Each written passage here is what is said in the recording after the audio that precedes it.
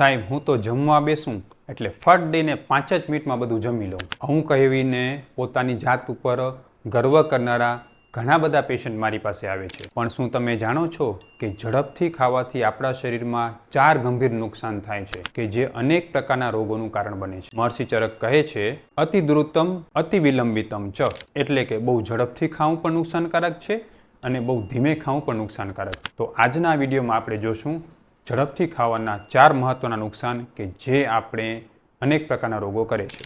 મિત્રો, વિડીયો શરૂ કરું એ પહેલાં એક નાનકડી વિનંતી છે. જો તમે કોઈપણ રોગથી પરેશાન હો અને વિચારતા હો કે આયુર્વેદથી સાજા થઈ શકાશે કે નહીં થઈ શકાય, મને આયુર્વેદ દવા લાગુ પડશે કે નહીં પડે, તો એકવાર અમારી આ ચેનલના વિડીયો કે અમારા ફેસબુક અને ઇન્સ્ટાગ્રામ પેજના વિડીયો જરૂર જુઓ.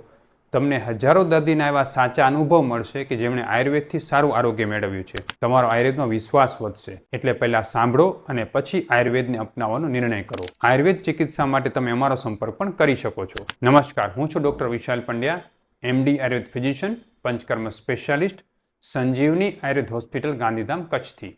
ઝડપી જમવાના પહેલા નુકસાનમાંથી આવે છે ખોરાકનું પાચન ન થવું. મિત્રો, આપણા પાચનની શરૂઆત પેટથી નહીં પણ મોઢાથી થઈ જાય છે. જ્યારે આપણે ખોરાકને સરસ રીતે ચાવીએ છીએ એટલે એમાં લાળ રસ ભરે છે અને આ લાળ રસ અનેક પ્રકારના વસ્તુનું પાચન કરવાનું કામ કરે છે. જ્યારે આપણે ખોરાકને બહુ ઝડપથી ખાઈ લઈએ છીએ ત્યારે લાળ રસ આમાં ભળતો નથી અને જેને કારણે ખોરાકના પાચનની પ્રક્રિયા ધીમી થઈ જાય છે. જે લોકો ઝડપથી ખાય છે એ લોકોને શરીરમાં ન તો એનું પોષણ મળે છે અથવા તો ઘણી વખતે બીજી બધી બીમારીઓ પણ થતી હોય છે, જેમ કે પાચન ન થવાને કારણે ગેસ થાય, કબજિયાત થઈ જાય અથવા તો પેટ ભારે લાગવા માંડે. આ બધી વસ્તુ જો તમે અવોઇડ કરવા માગતા હો તો તમારા ખોરાકને સરસ રીતે ખૂબ ધીમે ધીમે ચાવીને ખાવું જોઈએ. એટલે ઝડપથી ખાવાનું સૌથી પહેલું નુકસાન છે ખોરાકનું પાચન ન થવું. બીજું નુકસાન અતિ ગંભીર છે. જો તમે ઝડપથી જમો છો તો ક્યારેક ક્યારેક એવું બની જાય છે કે શ્વાસનળી અને અન્નનળી બે ખૂબ નજીક હોવાને કારણે ક્યારેક ખોરાક સીધો શ્વાસનળીમાં જતો રહે છે, જેને કારણે ઓતરાશે જેવું જેને આપણે કહીએ છીએ એવું થાય છે. અને જો વારે વારે એવું થાય તો અન્નનળીમાં સોજો આવી શકે છે અથવા તો ફેફસામાં ઇન્ફેક્શન પણ થઈ શકે છે. ખાસ કરીને નાના બાળકોમાં ઘણી વખતે ઝડપથી જમવાને કારણે ખોરાક જે છે એ અન્નનળીમાં જવાની જગ્યાએ શ્વાસનળીમાં જતો રહે છે, શ્વાસ રૂંધાય છે અને ઘણી વખતે ક્રિટિકલ કન્ડિશન પણ ઊભી થઈ શકે છે. એટલે જો તમે ઝડપથી જમશો તો ખોરાક અન્નનળીની જગ્યાએ શ્વાસનળીમાં પણ જઈ શકશે અને મોટું નુકસાન થતું હોય છે. એટલે ખોરાકને શાંતિથી જમવું ખૂબ જરૂરી છે. હવે ખોરાકને ઝડપથી જમવા માટે ત્રીજી મોટી સમસ્યા એ થાય છે કે એનાથી તમારું ધીરે ધીરે પાચનતંત્ર બગડતું જાય છે. એને કારણે ઘણી વખતે જે છે એ આપણા શરીરમાં અનેક પ્રકારના રોગો થતા હોય છે. ખાસ કરીને આ પ્રકારના વ્યક્તિઓને ઊંધો ગેસ થતો હોય છે.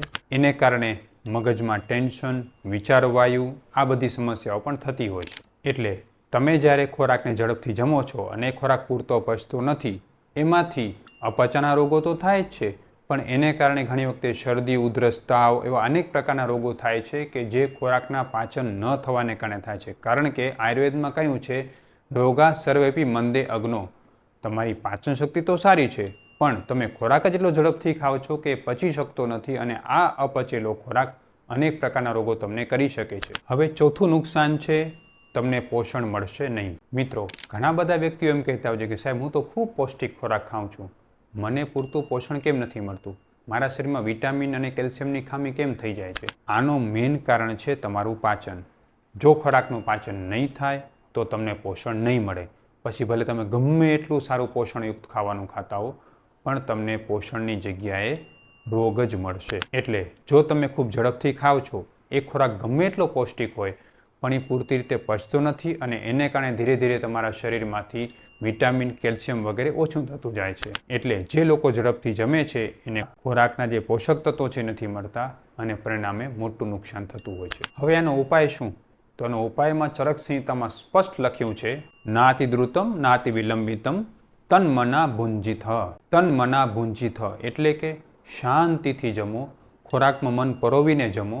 જમતી વખતે મોબાઈલનો ઉપયોગ કરવો, ટીવીનો ઉપયોગ કરવો, વાતોચીતો કરવી, ચાલતા ચાલતા બુફેની જેમ જમવું, આ બધી જ વસ્તુની જગ્યાએ જો તમે શાંતિથી મન દઈને જમશો અને દરેક કોડિયાને 32 વખત શાંતિથી ચાવશો તો 100% તમને ખોરાકનું પોષણ પણ મળશે ને પાચનની શરૂઆત સારી થશે. જેની શરૂઆત સારી એનો અંત પણ સારો. એટલે ખોરાક લેવાની શરૂઆત જ્યારે મોઢાથી થાય છે ત્યારે ચાવી ચાવીને ખોરાક ખાવાનું શરૂ કરશો, ખૂબ સારો ફાયદો થશે. જેમ આપણે કોઈ ખેતરમાં બીજ વાવતા હોઈએ અને ઝડપથી જ બીજ વાવી દઈએ તો સારી રીતે એ ઉગતા નથી. એવી જ રીતે જ્યારે તમે ખોરાક પણ લો છો પણ અતિ ઝડપથી લેશો તો ખરેખર જે રીતે તમારા શરીરમાં ખોરાકનું મૂલ્ય મળવું જોઈએ એ પોષણ તમને નહીં મળે અને આપણે હેરાન થશું. તો મિત્રો આજે જ નક્કી કરો કે જમવા માટે ઓછામાં ઓછો 20 મિનિટનો સમય ફાળવશો, શાંતિથી મન દઈને જમશો, મોબાઈલ અને ટીવીનો ઉપયોગ જમતી વખતે નહીં કરો અને જેમ બને એમ શક્ય એટલું ઓછું બોલીને જમશો તો તમને ખૂબ જ સારો સ્વાસ્થ્ય લાભ મળશે. છેલ્લે એક જ સંદેશ આપવા માંગીશ, ફાસ્ટ ફૂડ નહીં પણ સ્લો ઇટિંગ ફૂડ પસંદ કરો. ધીમે ધીમે જમો અને શાંતિથી જમો. મારો આ વિડીયો એવા લોકો સુધી ખાસ શેર કરો કે જે લોકોને પાચનની સમસ્યાઓ છે અને જે લોકો ખૂબ ઝડપથી જમવા માગે છે. કારણ કે મોટાભાગના લોકોને આ વસ્તુ ખબર નથી કે ધીમું જમવું જોઈએ, શાંતિથી જમવું જોઈએ.